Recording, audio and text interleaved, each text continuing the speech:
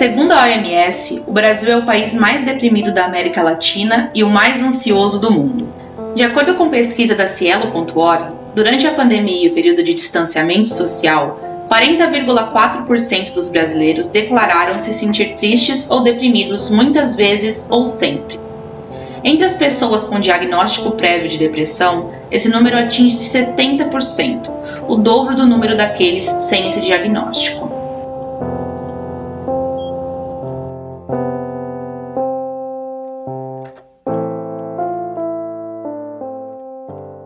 Oi, meu nome é Bruna, sou estudante de jornalismo, trabalho com comunicação, tenho depressão, ansiedade, transtorno de imagem e alimentar.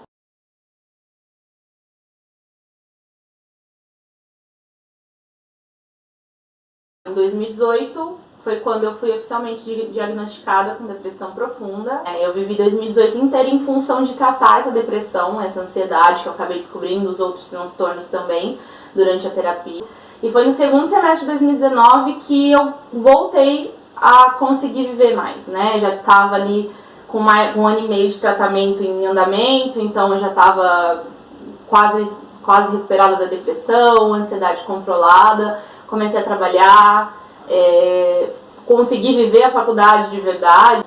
Então eu comecei 2020 naquele pensamento de, cara, finalmente eu recuperei aqui a minha vontade de viver, finalmente a minha vida tá legal, finalmente eu tô feliz. E aí que em março de 2020, pandemia, isolamento social, quando eu percebi que não ia ser em 15 dias e a gente não ia ter nem noção de quando isso ia acabar, veio o medo, porque era o mesmo apartamento, o mesmo quarto que eu fiquei 2018 inteira num isolamento social por causa da depressão. Então aquilo tudo voltou. Então a minha primeira reação foi, cara, eu vou ficar muito doente de novo, vou ficar muito mal de novo, eu não vou aguentar. Meu nome é Bárbara, eu tenho 28 anos, eu tenho um histórico clínico de depressão e ansiedade desde os 17 anos e eu tomo medicação desde então, faz 10 anos e pouco, e faço terapia. Fiz terapia várias vezes, parei e voltei, mas há 4 anos faço terapia toda semana, né, ininterruptamente, certinho.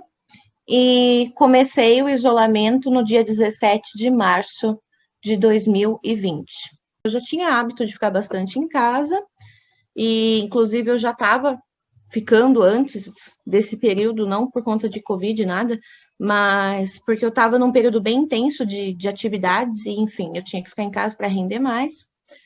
Então, no começo foi, assim, foi um choque, mas foi bem normal. Nesse meio tempo, onde eu estava totalmente isolada, eu estava muito bem, muito segura, muito tranquila, não sentia vontade de sair. Quando eu ia no portão levar o lixo, eu já queria voltar para dentro de casa. E estava ok com isso, sabe? Não me sentia incomodada de forma nenhuma, mas eu sentia falta, assim, das pessoas, porque eu não estava vendo ninguém, enfim, não estava tendo contato nenhum. Uma questão de saudade mesmo, mas nada que eu possa dizer que é um transtorno, que me ativou alguma coisa, algum transtorno, não. Eu estava bem, estava controlada, e aí eu comecei a sair, tive que começar a sair, daí que eu comecei a ficar ansiosa. E assim, no momento que eu botava o pé para fora de casa, eu já queria voltar para casa. Eu não queria ficar na rua, as pessoas chegavam perto de mim, eu não queria que elas chegassem perto, eu ficava literalmente fugindo das pessoas. E, sabe, uma sensação péssima. Chegava em casa, me lavava inteira com álcool, depois tomava banho, me lavava tudo. E aí eu comecei a ver que eu tinha meio que gerado um pânico, assim, sabe? Da rua, enfim, do contato das pessoas. E nisso foi passando alguns meses, eu lidando na terapia com esse medo. Sempre o medo era... Aí eu vencia cada mês ali, vendo que o medo não se concretizava. Como disse minha psicóloga, eu passei por fases do luto, né, de perder aquela vida que eu tinha acabado de conquistar, de entender como ia ser essa nova rotina, de ter muita tristeza, muita dificuldade de lidar, e chegar na parte de aceitação de que, tipo, eu não sabia quando aquilo ia acabar, era a minha realidade, eu tinha que lidar e tentar viver ali, né. Quem convive com depressão e ansiedade vai saber, a gente consegue identificar quando as coisas começam a piorar. Então começa a ficar mais difícil de acordar, mais difícil de sair da cama, mais difícil de fazer coisas simples. Então eu vinha de meses mergulhando ali no trabalho de uma forma muito intensa pra, cara, fugir daquilo, né? Uma parte do que ocupava a minha vida era estar interagindo com pessoas, era estar com os meus amigos, era estar fora de casa, e perdi tudo isso. Então eu caí de cara no trabalho, sem medir ali as consequências também disso. E aí em novembro eu comecei a perceber que a depressão estava voltando. Foi ficando mais difícil, foi ficando mais pesado. E aí no início do ano a gente resolveu voltar com a medicação. Ajudou, mas ainda tá difícil, porque acho que acumulou desse mais de um ano, né? E essa falta de perspectiva de quando isso tudo vai acabar, se vai acabar, e saber que eu voltei para esse lugar. Então, aquele meu medo do começo, por mais que não foi como eu imaginava, ele se concretizou para mim.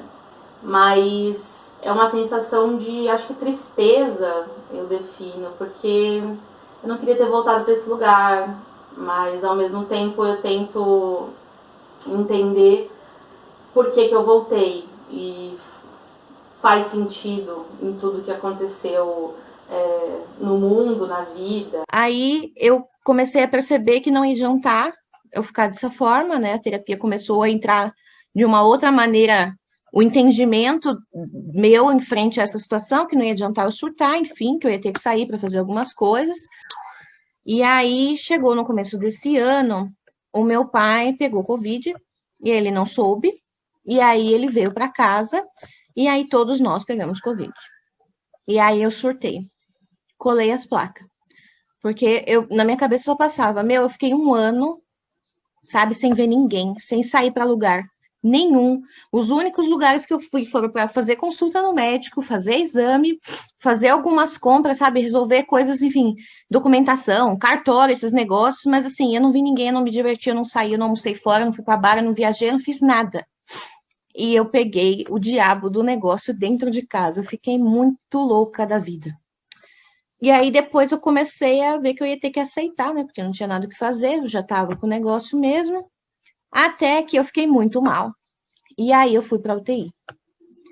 E aí a minha cabeça, assim, eu não sei nem te dizer o que era real, o que não era real, porque eu entrei num estado, assim, a minha saturação baixou muito, chegou a menos de 70.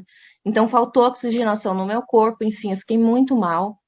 E acabou que isso, acho que afetou um pouco minhas questões psicológicas, neurológicas, enfim. E eu fiquei bem mal. Me isolaram numa UTI no hospital, eu fiquei sozinha numa sala trancada o dia todo, durante uma semana. E isso acabou também me fazendo muito mal, porque eu tinha todo o tempo para ficar pensando em coisas, né, as piores coisas possíveis, enfim. Tipo, eu vendo que eu tava morrendo, e eu ali morrendo sozinha, sabe, me passava tudo pela cabeça. E, eu tive vários surtos, assim, várias coisas, mas eu não tinha como pedir ajuda para ninguém, não tinha o que fazer, né? Então eu acabei superando aquilo sozinha. E aí, depois que eu tive alta do hospital, onde eu já estava melhor fisicamente falando, eu vim para casa. E aí eu comecei a ficar surtada em casa. Porque, como é que eu posso explicar? Eu não enxergava mais as coisas como elas eram antes, sabe? Deu uma guinada na minha cabeça muito forte, essa experiência toda. E aí eu comecei a me sentir deslocada em casa, não sei, tudo parecia muito estranho, parecia que eu tinha ficado meses no hospital, sabe? Foi tudo muito estranho.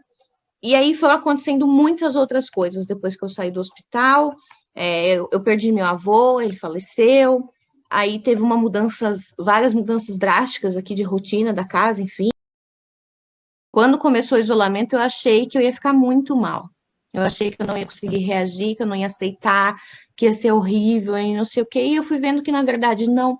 Porque eu comecei a ter tempo para me cuidar, para olhar para mim, para entrar num processo de autoconhecimento, onde eu não conseguia fazer isso antes por conta de influências externas. Porque eu ficava todo o tempo cercada de gente, eu ficava todo o tempo ocupada, todo o tempo tendo que ir para algum lugar, todo o tempo tendo que fazer alguma coisa. E daí isso passou, sabe? Eu comecei a conseguir me dedicar para mim, fazer coisas que eu gostava, me respeitar, me colocar limites, não ficar até, sei lá, 2, 3, 4 horas da manhã fazendo coisa, e fazer exercício, que é uma coisa que eu não estava conseguindo fazer há muito tempo, porque eu não tinha tempo para fazer. Então, comecei a fazer exercício.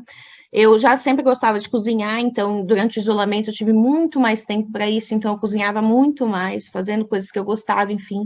Eu fiz coisas que há muito tempo estavam na minha listinha, assim, de, vamos dizer, de desejos, e eu não conseguia fazer, né? Consegui conviver mais com a minha família, que é uma coisa que a gente também não fazia, porque a gente não se via, né? Só se encontrava em casa para dormir. E aí eu acredito que acabou sendo positivo nessas questões, porque eu tive que conviver comigo, eu não podia fugir de mim.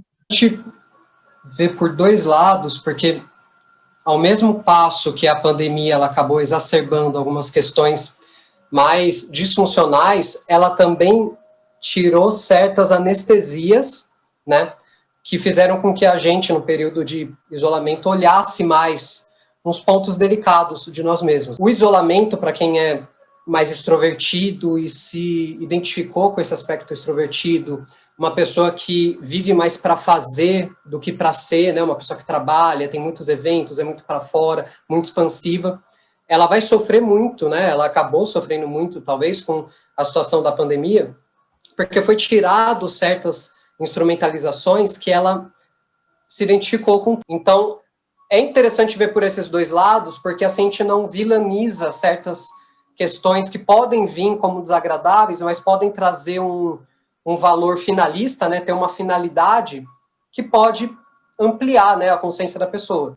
Então, a pandemia trouxe isso, ela trouxe um momento em que a gente se encapsulou mais, né, ficou no nosso casulo, e no nosso casulo, a gente perdeu certas anestesias sociais, então também é muito brusco uma pessoa que estava totalmente identificada com o exterior ser obrigada a ser introspectiva. De certa maneira, é uma realidade muito grande para a gente conseguir engolir, e não é à toa que isso acabe gerando desespero, angústia, é um chão que é tirado debaixo dos nossos pés. Mas a parte mais difícil foi perder o contato com as pessoas. E me ver sem isso, por mais que elas estivessem nas telas, nas conversas, sem ter o contato, me derrubou completamente. Eu sempre tive muito essa sensação, a depressão um pouco me trazia isso, os meus transtornos alimentares de imagem também, de estar sozinho, porque é muito difícil alguém entender, né, quem não está passando por isso, quem já passou. A gente é colocado pela sociedade, de certa forma, nesse lugar de isolamento muitas vezes, porque as pessoas não entendem que são doenças, né? Não entendem que não é questão de força de vontade. E ser jogado em outro isolamento, acho que intensificou tudo muito, né? Eu acho que eu subestimei por muito tempo quanto esse pedaço da minha vida era importante para mim, na questão do afeto mesmo, e o quanto o afeto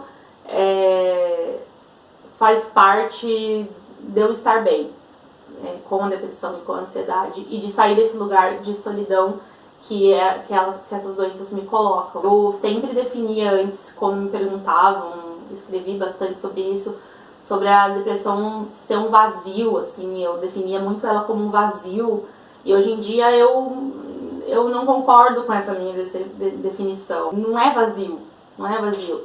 O vazio eu descobri vivendo essa experiência de isolamento, tendo que conviver sozinha com a depressão, com a ansiedade e com tudo que estava acontecendo. Acho que eu conheci esse vazio agora, assim, essa solidão, ela se expandiu de uma forma bizarra, assim, que mesmo eu conversando todos os dias com as pessoas, mesmo eu tendo ainda algum contato, né, com família, eu me sinto sozinha, e isso se tornou um estado permanente. Eu acho que esse foi o maior impacto, assim, pra mim, a solidão que eu senti, e talvez isso tenha sido um grande responsável por eu ter regredido com a depressão e com a ansiedade. Né? Então, não é o melhor dos mundos, é uma situação coletiva que acabou nos obrigando, né? Tem esse valor prospectivo de ter uma certa finalidade que talvez seja interessante a gente observar, cada um dentro da sua individualidade, mas também tem um valor muito desolador no sentido de ser tirado algo que defendia de uma maneira brusca, em que a gente fique vulnerável a dinâmicas que a gente não foi ensinado a lidar, tendo algo que, de certa maneira, nos devora. E isso é um grande perigo, porque pode exacerbar transtornos, pode causar uma grande ansiedade e assim vai. De positivo, não sei, talvez o processo de autoconhecimento que eu já vinha tendo com a terapia aí há mais de 1 ano e meio tenha se intensificado. Se um dia, quando voltar tudo ao normal e quando a gente puder voltar a se relacionar, com certeza para mim vai ser de uma outra forma. Tanto em acolher as pessoas, tanto quanto me deixar ser acolhida pelas pessoas e entender que tá tudo bem precisar das pessoas ao meu redor, sabe? E de que isso seja importante para mim. Para mim foi muito ruim e tá sendo ruim. E às vezes a gente se sente fraco, né? De não conseguir lidar, de ver pessoas lidando de uma forma melhor. E aí eu sempre tenho que voltar para o lugar de entender e reconhecer e ter paciência, de saber que é a minha doença, não a minha, né? Que é uma doença e que a gente não controla tudo e que resta a gente fazer o que dá para fazer, né? Eu fico orgulhosa, assim, de que estamos sobrevivendo. E eu sei que não está sendo fácil para muita gente. Para alguns muito mais difícil porque perderam alguém ou passaram por outros problemas. E a gente que lida com esse tipo de doença, com algum tipo de transtorno, a gente sabe o quanto é difícil em escalas muito mais profundas que todo mundo. Eu fico feliz quando eu vejo alguém falando que tá conseguindo, né, ou que tá tentando, ou que mesmo não estando tudo bem, porque também tá bem não estar tudo bem, a gente tá seguindo e conseguindo sobreviver a isso. Tá ruim, fica difícil, às vezes fica pior, mas passa. E eu sei porque já passou pra mim uma vez, e eu sei que vai passar de novo. E resta se apegar a isso e seguir, né? É o que resta a gente.